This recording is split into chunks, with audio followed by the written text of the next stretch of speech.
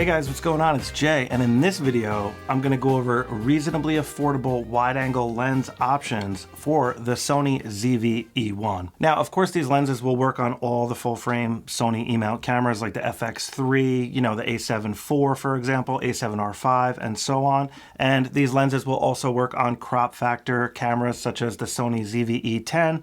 But for those cameras, the smaller crop factor cameras, I would recommend getting the actual E-mount lenses made for the crop factor cameras. And I made a video on that you guys can check out if you want, because those lenses are smaller and lighter and more optimized for the smaller cameras. So I'm making this video because the 28 to 60 millimeter kit lens is just not wide enough, in my opinion, for vlogging.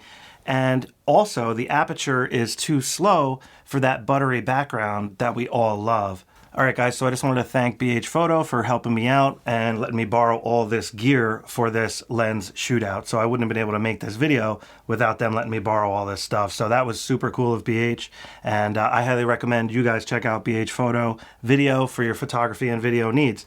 That's pretty much where I get almost all my gear. So be sure to check them out. Links below in the description area.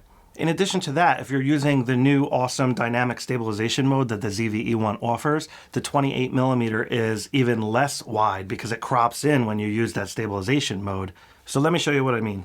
Alright, so I got the kit lens here and I got the Sony ZV-E1. Now even the really affordable kit lens does have that very small rubber gasket there. Now, if you've never changed lenses before and this is new to you, you just have to line up the white dot with the white dot on the flange mount here on the camera. And you just line that up like so, and then you twist it and it locks into place. So this is what the kit lens looks like. Now the kit lens does have some advantages because it does have a zoom option. So it has a 28 to 60 millimeter zoom. That's pretty nice.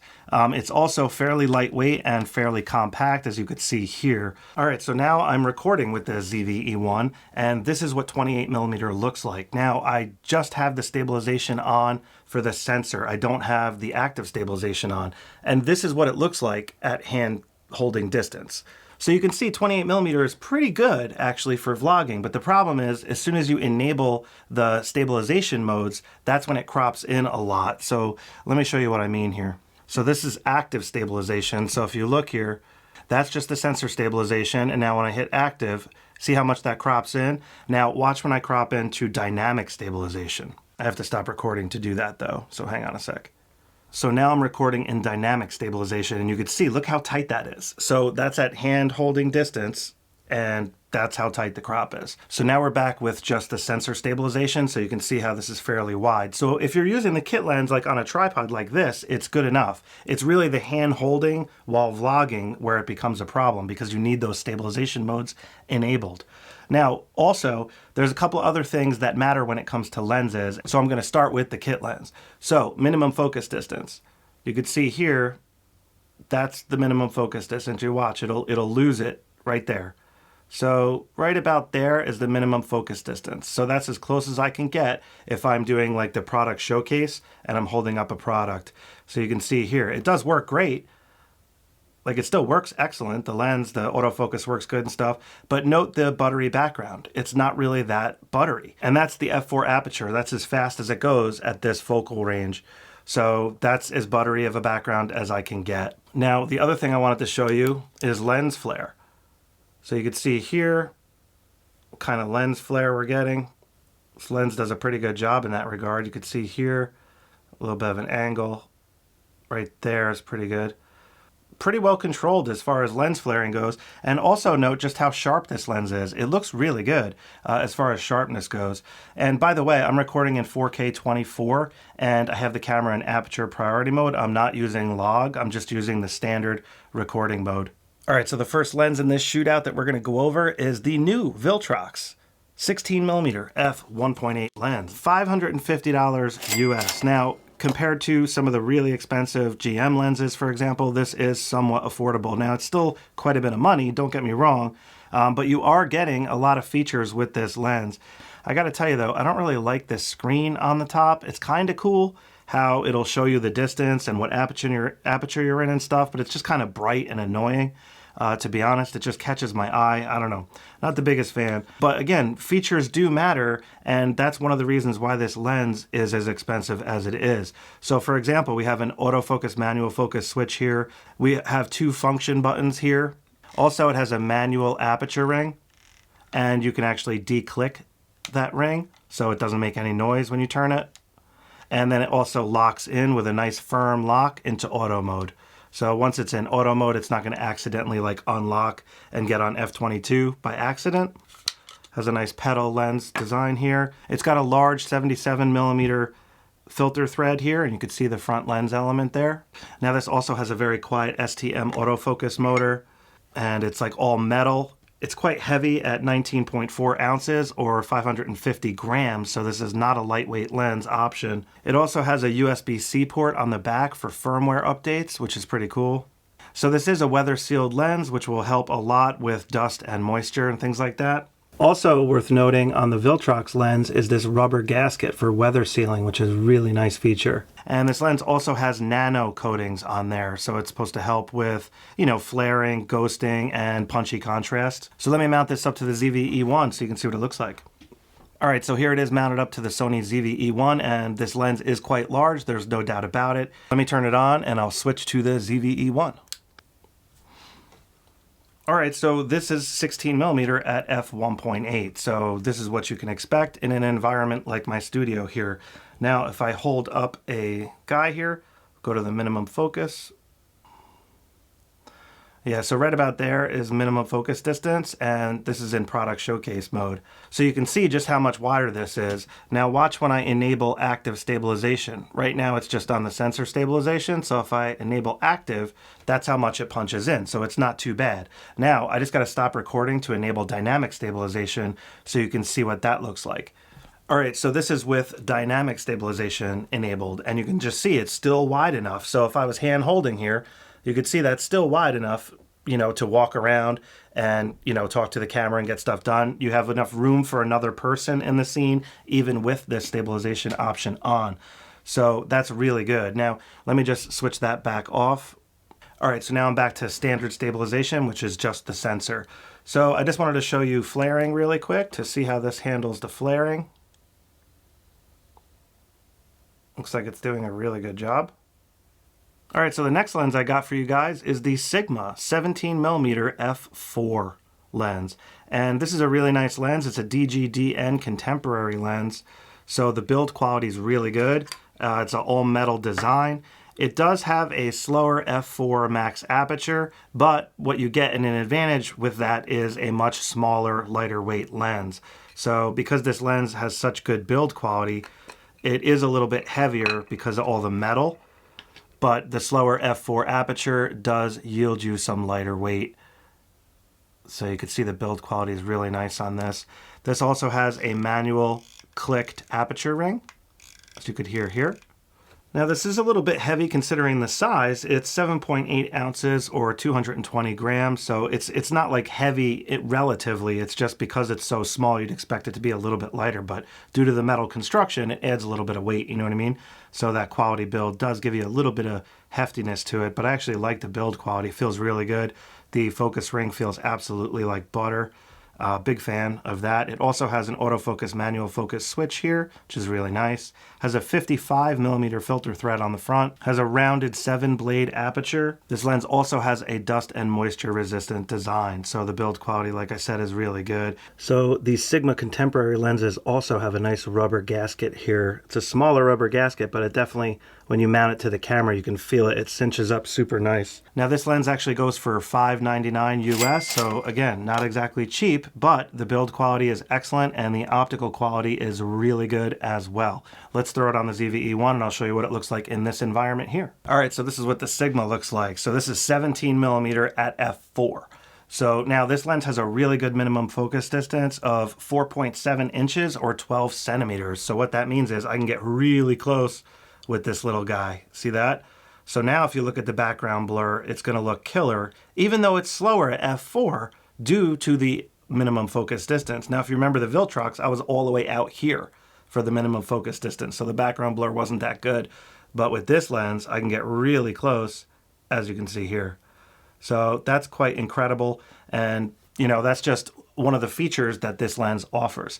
So also, again, the 17 millimeter, you already saw on the 16 millimeter that it's wide enough where it can accommodate that cropping due to the digital stabilization. So let me just switch it to that dynamic active stabilization mode just to show you how much it crops in. All right, so this is what it looks like with the dynamic stabilization mode enabled. So that's like the maximum cropped in view. And you can see it's still pretty wide. And, you know, if I hold the camera up, you can see this is hand holding distance.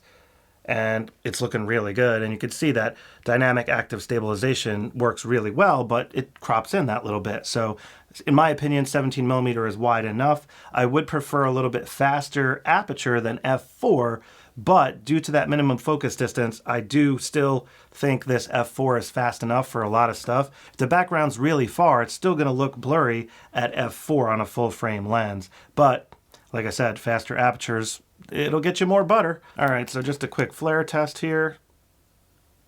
See if we can get any flaring going on. Seems to be doing a really good job. Flaring seems pretty good. Let's move on to the next lens. All right, guys, so what I got next is the affordable Samyang 18mm f2.8 lens. So this lens goes for about $329, which is very affordable. It's extremely lightweight. It weighs 5.11 ounces or 145 grams. Now it has a 7-blade aperture. It has a 58mm filter thread on the front, as you can see here. It also has ultra multi-coating on there, so it has some kind of lens coatings that Samyang uses. It also has a linear STM focus motor, so the focus should be pretty smooth and quiet. And looking at it from the back, that's what we're looking at. It's got this little lens hood here. And this lens feels really cheap. It pretty much feels like plastic. The zoom isn't really the smoothest. It's okay. But it doesn't feel near as buttery as that Sigma lens. Notice on the cheaper Samyang, there is no gasket. So let's mount this up to the ZV-E1 and we'll see what it looks like. All right, so this is what it looks like mounted to the Sony ZV-E1, so you can get a reference on size and things like that. And this is what it looks like from the ZV-E1 itself. So I have it at f2.8, and this is 18mm with just sensor stabilization, so there's no additional crop. So 18mm f2.8 gets you this. Now the minimum focus distance isn't quite as good on this lens. It's about 9 inches, so you can see it won't focus. So if I move out right around here, so that's about the minimum focus distance for this lens, which isn't that bad. Let me just check for some flaring quick. All right, I am seeing a little bit of flaring on this lens. Now let me enable the dynamic stabilization so you can see how much it crops in on 18mm. All right, so this is with dynamic stabilization enabled, so that's how much it crops in. So this is still usable, you know, in my opinion, and you get that f2.8 fast aperture, so you should get some pretty solid background blur, especially if the background's pretty far away. So this background's fairly close. So you can see f2.8 compared to f4, it is a little bit blurrier back there than on the Sigma lens that you saw a minute ago, but not as blurry as the f1.8 Viltrox lens. So f1.8 versus f2.8 versus f4. So that's what we're looking at. And then of course the minimum focus distance differences makes a pretty big deal as well. All right, let's move on to the next lens. All right, guys, so the next lens I have here is the Sony 20mm f1.8 G lens. Now, this is one of the best options, in my opinion, in this lens shootout. It is a native Sony lens, you know what I mean? So all those features that only Sony lenses have will work with this one.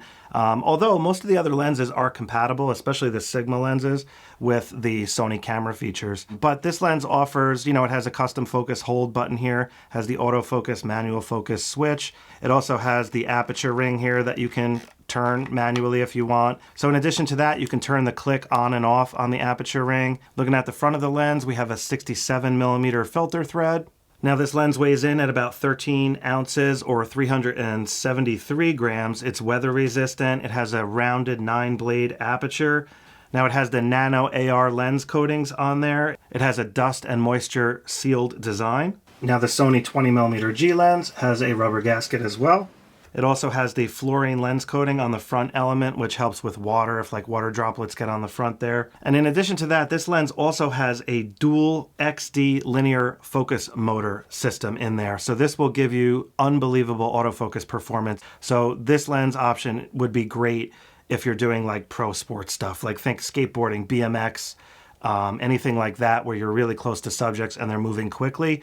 This will be able to track those subjects better due to the dual XD linear focus motors.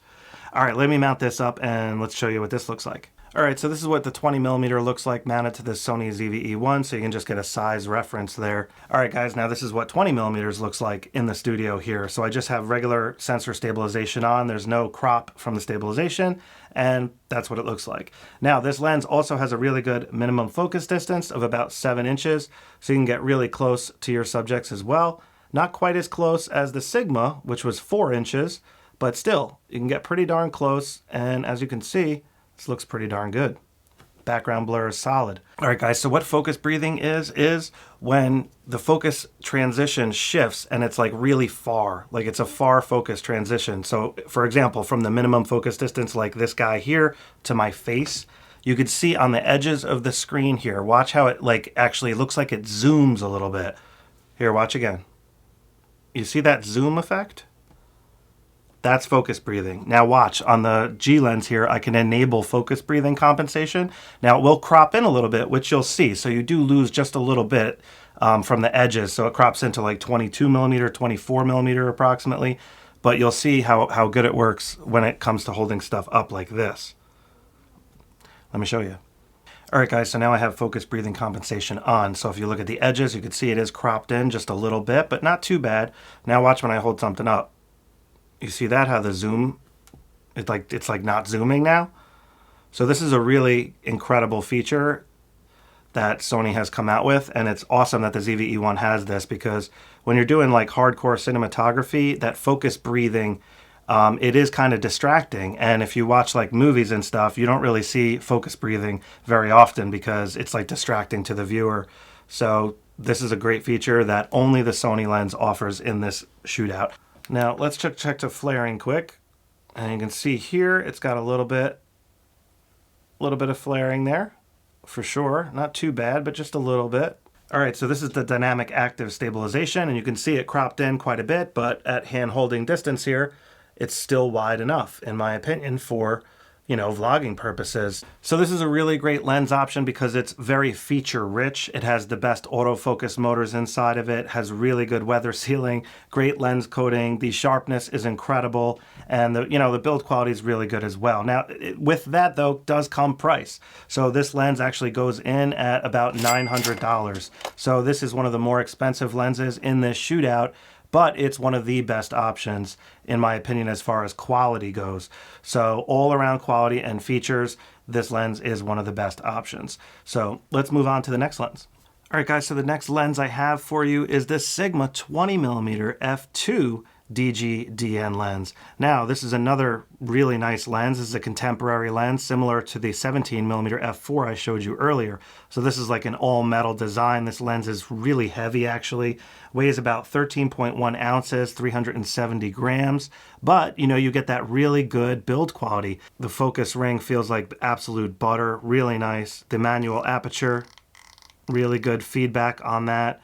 And looking at the front lens element here, you can see it's got a 62mm filter thread on the front of it. It's got a 9-blade rounded aperture. It has a dust and splash resistant construction. And it also has an autofocus manual focus switch here, which is nice. And it has a minimum focus distance of about 9 inches or 22 centimeters, which I'll show you in a second. Looking at it from the back, you can see there that nice large rear lens element. And just all metal build. Really nice build quality on this beast. So you can see that rubber gasket. Now this lens actually goes for about $699 US, so it's not exactly cheap, but the build quality is really good. So let's mount this up to the Sony ZV-E1 and I'll show you what it looks like. All right, so looking at it from the top, you can see what this lens looks like mounted to the Sony ZV-E1.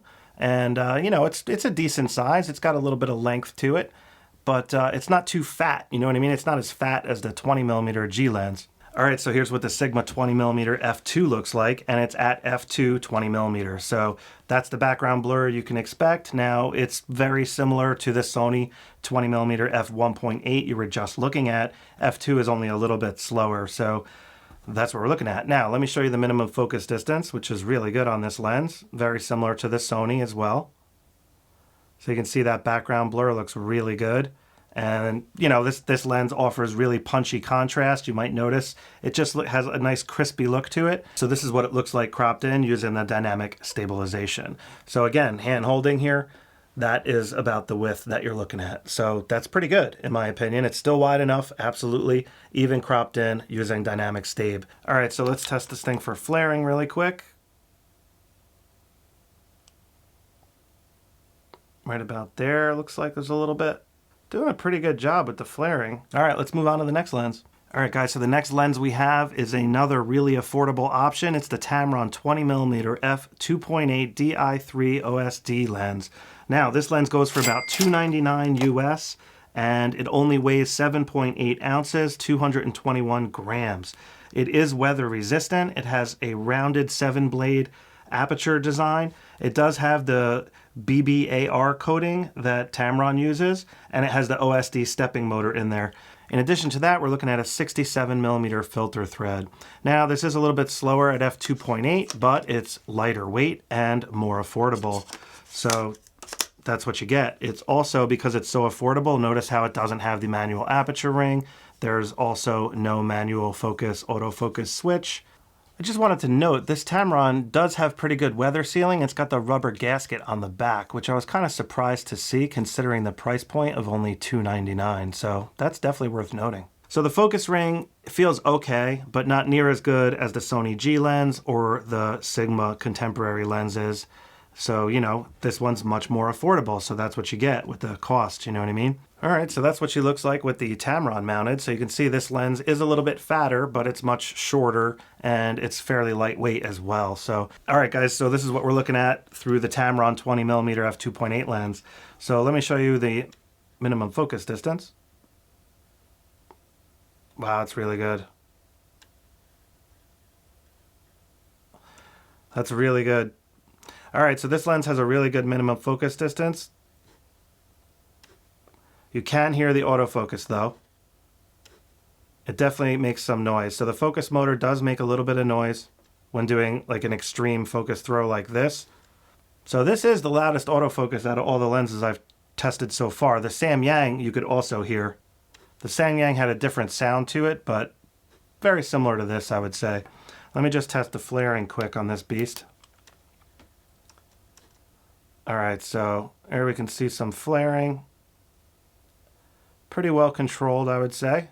All right, so this is 20mm, so this is exactly the same as the previous two lenses as far as the width goes, so I'm not going to bother cropping into the dynamic stabilization because you already saw that with the two previous lenses. So for the wide angle viewpoint and the minimum focus distance, I really like this lens, especially because it's only $299, which is very affordable. So let's move on to the next lens. All right, guys, so this next lens is a zoom lens, and I actually own this lens. And in my opinion, it is one of the best wide-angle lens options available today for the money. I actually did a dedicated video on this because I love this lens so much.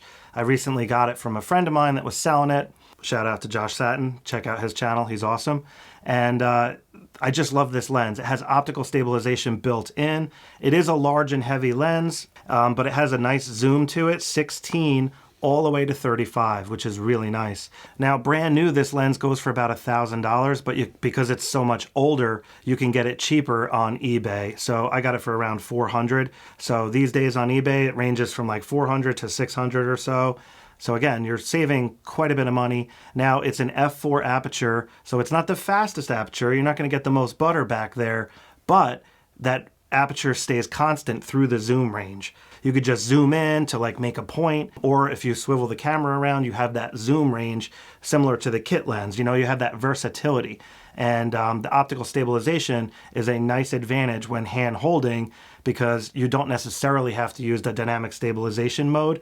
But if you combined the dynamic stabilization mode with the optical stabilization on this lens, it is unbelievable how good it works. So food for thought. Now, Sony also makes the 16 to 35mm f4 PZ lens. I don't have that lens on hand, but I did review that lens, and I'll have that linked below if you want to check out how that lens performs. So the 16 to 35mm power zoom version is much smaller than this lens, and it's the same aperture. It doesn't have optical stabilization built in, And brand new, it goes for $1,100. It's a newer lens, so it's going to be harder to find for a cheap price like this one on eBay, for example. But the power zoom is a really good feature if you want to be able to zoom nice and buttery smooth, and that lens has that. The Zeiss lens has no gasket on there, just to let you guys know. All right, so let me show you how this lens looks on the Sony ZV-E1. So as you can see, this is not a small lens. It's pretty darn big. Now, if you zoom in, you can see there, 16 millimeter is actually like zoomed out, kinda, and 35 millimeter is like this.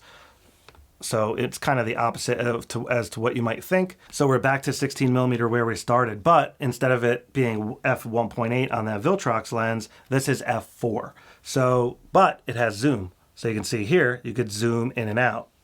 It's pretty nice. And this lens is built really well. It's all metal. It's Zeiss optics. So I made a dedicated video. You got to watch it. This lens is so awesome.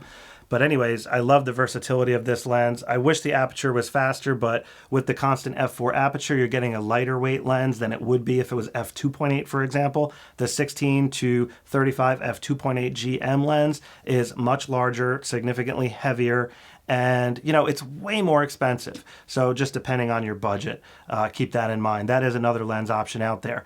So let me just show you what this looks like with the dynamic stabilization enabled. Before I do that, let me just test the flaring, because this lens does have some lens flare to it. And using the flashlight, you can see it pretty good there. It's not crazy lens flare, but it definitely has some. All right, so now we are in dynamic stabilization mode, and you can see it's still wide enough. So now 16 millimeter, you can hand hold, and you also have optical stabilization going on here. So that is quite awesome. And the zoom versatility, like I said, is one of the reasons why I think this is one of the best wide-angle lens options available. The only downside to this lens, though, of course, when it comes to vlogging and stuff, is the size and weight.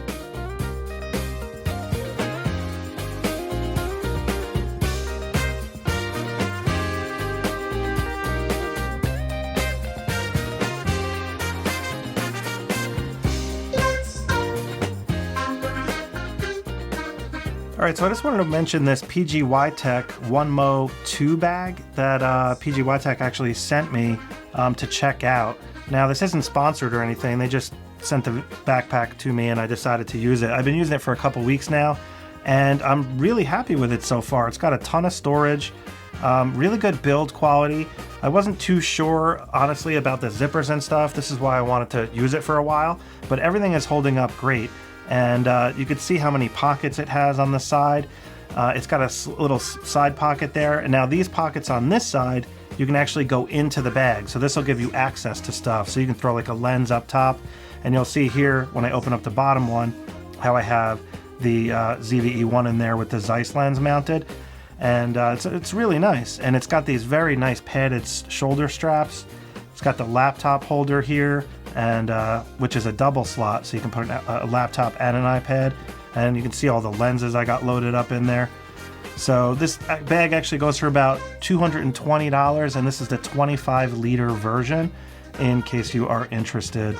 Another cool thing is all the handles it has. So you can pick it up from the back, you can pick it up from the side here. It's got a side handle, and then it also has the handle on the top.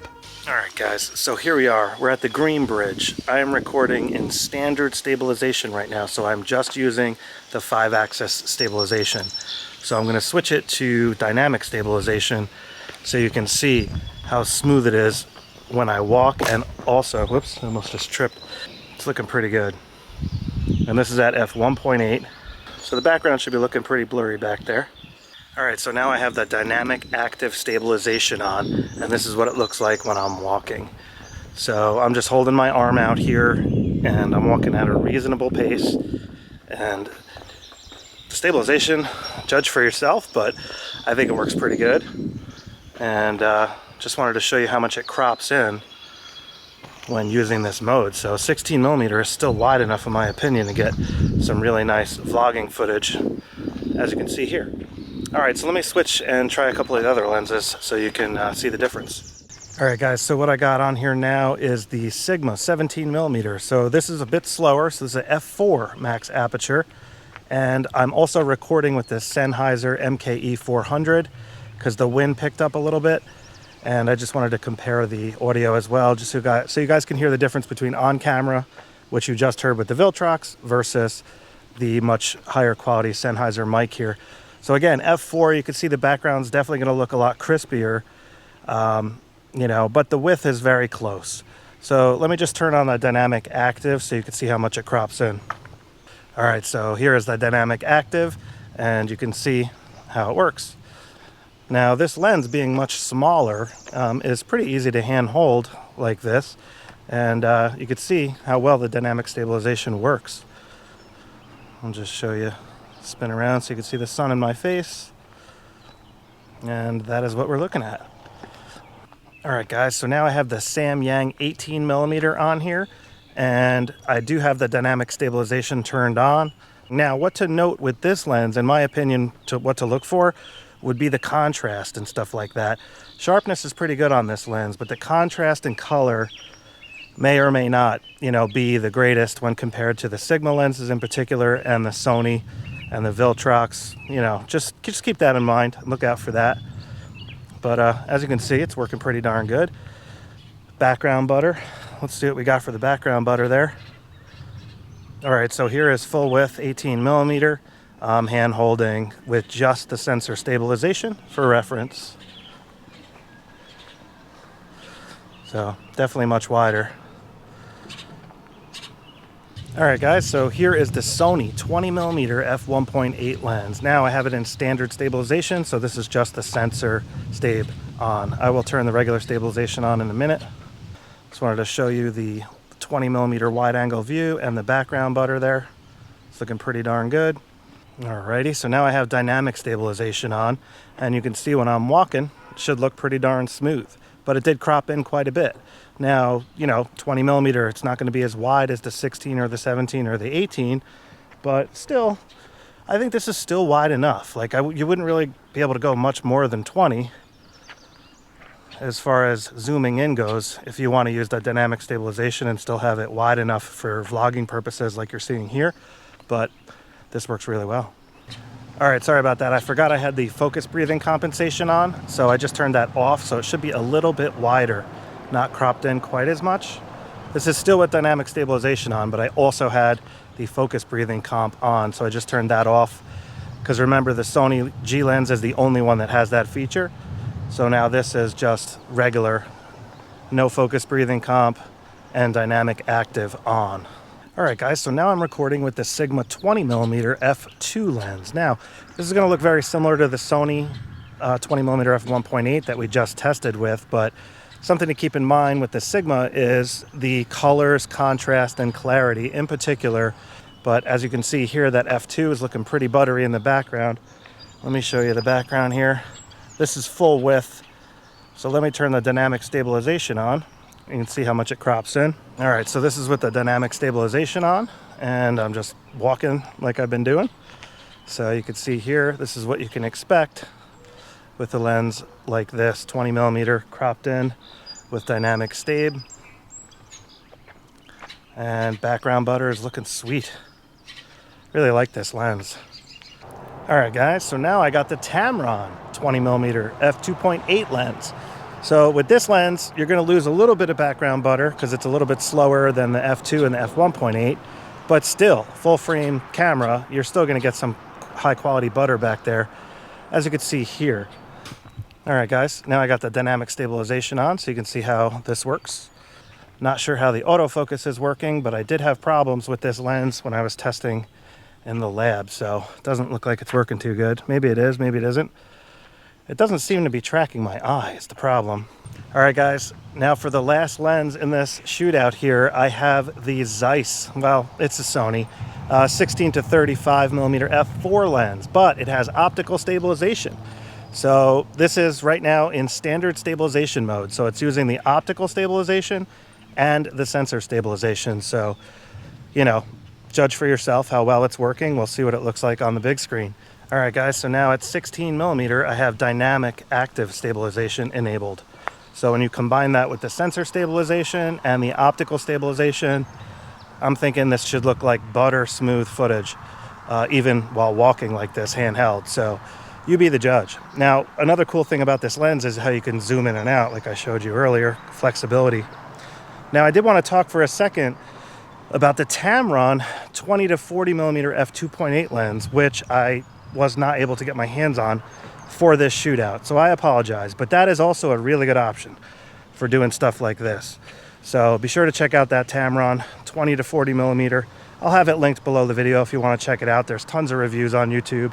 But that would also be a really good wide angle lens option for the Sony ZV-E1.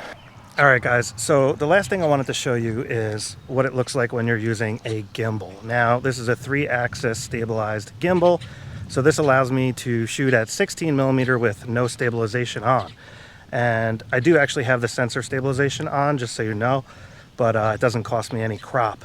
So this is what 16 millimeter looks like with butter smooth gimbal footage. And just for reference, I'm using the DJI RS3 Mini, and I'm really happy with this gimbal. It works awesome. I actually have a whole video on it if you want to check it out.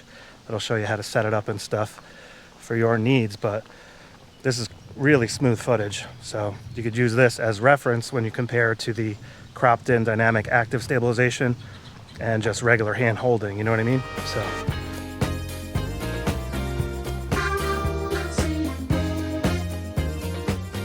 Alright guys, so now I'm recording with the Viltrox 16mm f1.8 lens at f1.8 in the lab. So this is at the minimum focus distance, and this is what it looks like. So you can see that background butter is looking pretty darn smooth. Now, let me just focus on the background so you can see and hear it.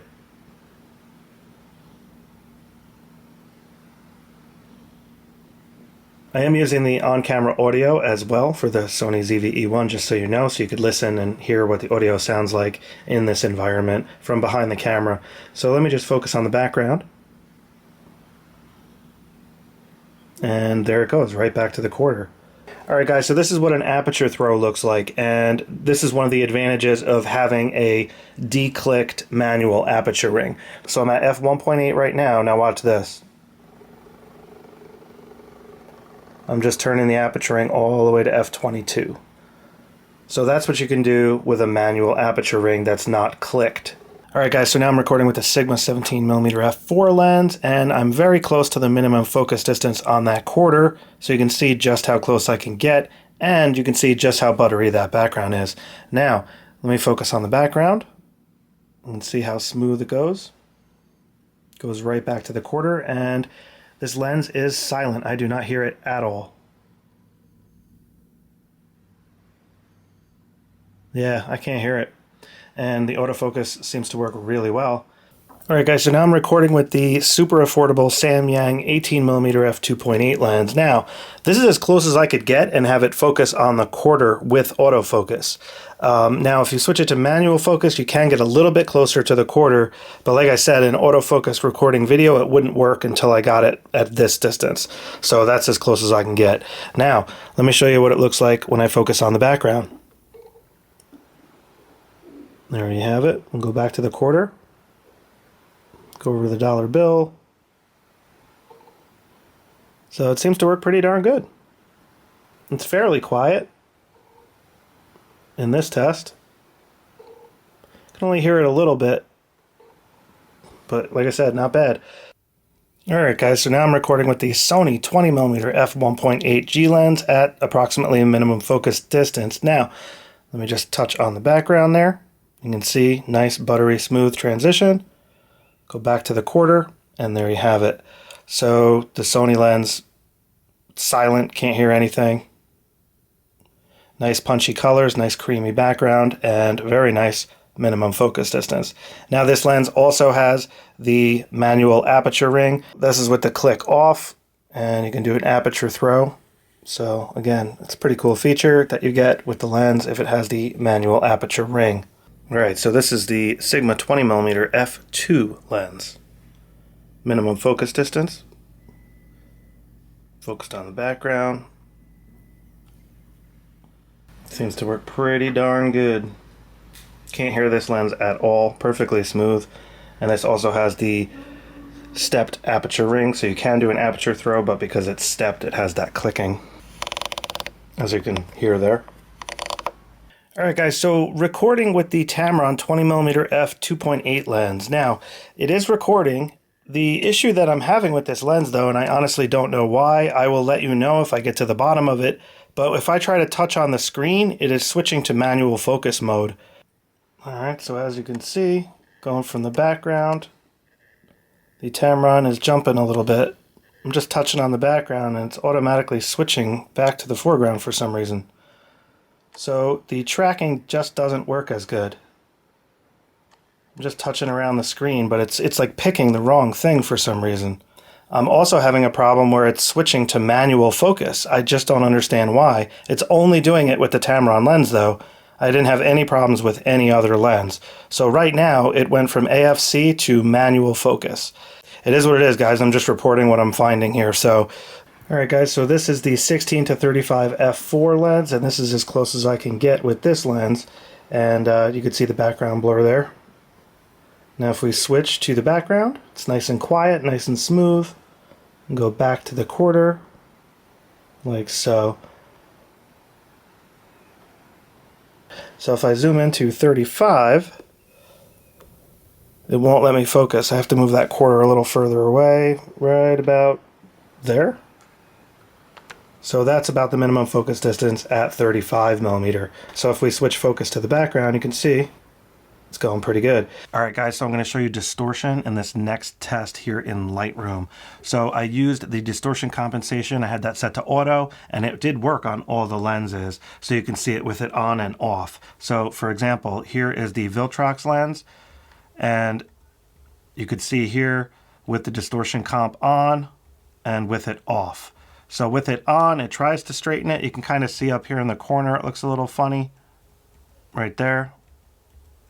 So overall, the Viltrox did really good. The larger lens, you can see that there's not much software correction required for the distortion. Now, moving on to the next lens, we're looking at the Sigma 17mm f4. All right, so here's the 17mm Sigma lens, and you can see this has a lot of distortion. So watch when I add the correction here. Now, moving on to the Samyang 18mm, you can see here that it does a pretty good job. This is with distortion correction on, this is with it off. But still, not bad on the Samyang there. I'm impressed, especially how small that lens is. I expected the distortion to be way worse on the Samyang. All right, so moving on to the Sony 20mm f1.8 lens. It's also very well controlled, as you can see here. Not bad at all. All right, so now looking at the Sigma 20mm lens. Now this lens does suffer from some distortion as well, pretty significant. So with the correction applied, it's kind of a non-issue, but it is pretty darn significant. Now looking at the 20mm f2.8 Tamron lens, you can see the distortion is pretty severe. This is the worst of all the lenses probably, I would say. The 17mm Sigma and the 20mm Tamron definitely have the most distortion. Now, I do notice a nice warm look though on the Tamron, which is nice. All right, so lastly, here's the 16 to 35mm lens, and at 16mm, you can see this is what kind of distortion you're dealing with. So it's not too bad, and that kind of makes sense because the lens is quite large. All right, so let me just go through a couple of these lab test shots now. This is just at the same distance. I just wanted to show you what each lens looks like in the lab scene at the same distance, so you can get a reference of the zoom and sharpness and stuff like that. These were all shot wide open, which means at the lens's max aperture. So for the Viltrox here, this was taken at f1.8, as you can see here. So now if you zoom in, you can see the sharpness is really good. So here is the 17mm Sigma lens, and if you zoom in again, sharpness is looking really good. Now you can see the difference between f4 and f1.8 on those background bokeh balls. You can see how much larger the balls look, and now at f4, not so much. Now moving on, here is the Samyang 18mm f2.8 lens, and you can see this one's looking pretty good as well. Nice and sharp up here on the can. Everything's looking pretty darn good there. Now here is the Sigma 20mm f2 lens, and if you zoom in, you can see the bokeh balls are looking really good. I can notice this lens has like punchier contrast than some of the other lenses. Now here is the 20mm Tamron lens, and you can see again, sharpness is looking pretty darn good. It's at f2.8. Bokeh balls are looking pretty darn good as well. Now here's the Sony 20mm f1.8 lens, and you can see those bokeh balls are a little bit larger now because we're at f1.8, similar to the Viltrox. So sharpness is very good on this lens, corner to corner. I also have a full review of the Sony 20mm lens if you want to check that out. Now here's the Zeiss 16mm just for reference.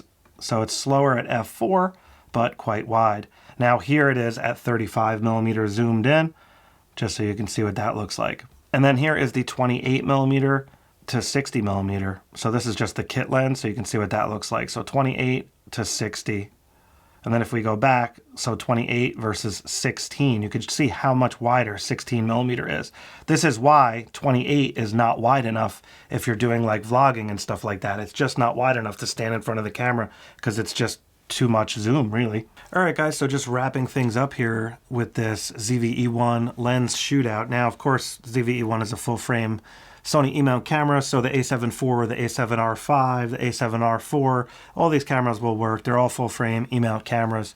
So this isn't necessarily particularly just for the ZV-E1, but it makes sense for me because it's a vlogging style camera. So I did mention on the bridge a minute ago that I wasn't able to get my hands on the Tamron 20-40, so keep that lens in mind as well. I apologize, I don't have it for this shootout, but it is another really good versatile zoom option, similar to the Sony 16-35mm f4 in that regard for versatility wise. I do like the wider 16mm, but the 20-40 is super versatile as well. So just keep that in mind. Now, as far as conclusions go with the lenses, the Tamron was having a really hard time for whatever reason. I don't know if it's just a bad copy of the lens, but it kept switching to manual focus for some reason when using it. Now, when it did work, it worked pretty well. When I was using it, doing the minimum focus test, like on the desk here, it seemed to work really well. But in the lab, the focus, it just kept switching to manual focus. I don't know why. It was the only lens I had that problem with. So it is what it is, guys. I'm just reporting what happened here. So if you guys have had a problem with that Tamron lens, let me know. I haven't heard of this problem before, so it might just be a bad lens copy. So the Samyang, however, performed really well, and that lens is really cheap. So if you guys are on a budget, that Samyang 18mm f2.8 is a really good option in my opinion. It performed better than I expected. The colors, the contrast, the clarity were all pretty darn good on that lens, as you saw in the sample footage. So it just is what it is. I didn't expect that lens to perform as well as it did, but the distortion was really well controlled, and colors, clarity, all that, sharpness, good to go. The Sigma lenses performed really well, super good build quality, very, very quiet autofocus, can't hear it really at all. And they did have some pretty significant distortion, but when the camera corrects it, it really doesn't matter that much. I did notice a little bit of a more contrast on the Sigma lenses. They were just a little bit punchier with the contrast, I would say, than the other lenses tested. Even over the Sony G lens. The Sony G lens was very close. I mean, not much. We're talking like very low percentage difference here because they're all really good. But I did notice that, so that's worth noting. Especially if you're really into photography and stuff, you might want that little bit more punchier contrast. Now, the Sony lens, of course, is the most expensive, but it has focus breathing, and it has a lot of the features like the switches on the sides and stuff like that. So I was really happy with the Sony lens performance, which is why I own that lens. And then, of course, the 16-35mm Sony / Zeiss lens. I absolutely love that lens, and it works excellent with the optical stabilization as well. So that's worth noting. And because that lens is so old, you can get it on eBay for a pretty reasonable price considering the versatility and image quality. Now, the Viltrox. The Viltrox performed really well. It was very sharp. The colors looked great. The distortion was very well controlled. And it's a very feature-rich lens with the declicked aperture ring, and it's got the function buttons on the side, this manual focus, autofocus switch, and so forth. So value-wise, the Viltrox 16mm f1.8 is a great option. So That and the Samyang, you know, when you factor in the cost and stuff, maximum width and maximum aperture, the Viltrox really did deliver, I have to say. So they seem to get better every generation. The Viltrox 13mm I reviewed, the f1.4 I reviewed a while back, also performed fantastic. So I had high hopes for this lens. The previous Viltrox lenses in the past were not as good. These newer generation lenses, though, have really stepped up their game, I have to say. So that's worth noting. So again, guys, when it comes to getting a lens for vlogging purposes, I really hope this video helped you out, like come up with a decision, you know, because there's a lot of options out there. They vary in price quite a bit as well. You know, the G Master lenses are a fortune and they're pretty heavy as well. So some of these more affordable options actually perform really well in the real world, especially when compared to the kit lens 28 to 60mm. You can see how these wide angle lenses are much better options for vlogging. And in addition to that, I hope you got a good appreciation of how much it crops in when using the dynamic stabilization if you want to hand hold while using the ZV-E1, because that is one of the features of this camera for vlogging. You can hand hold with that dynamic, but you do need that wider view. So hopefully this helped you out. All right, guys, I appreciate you watching my video. If this video did help you out, please consider giving me a thumbs up. I'd appreciate that. Also, be sure to subscribe. All right, guys, I will catch up with you next time. And don't forget, links down below the video. Have a great day. Take care.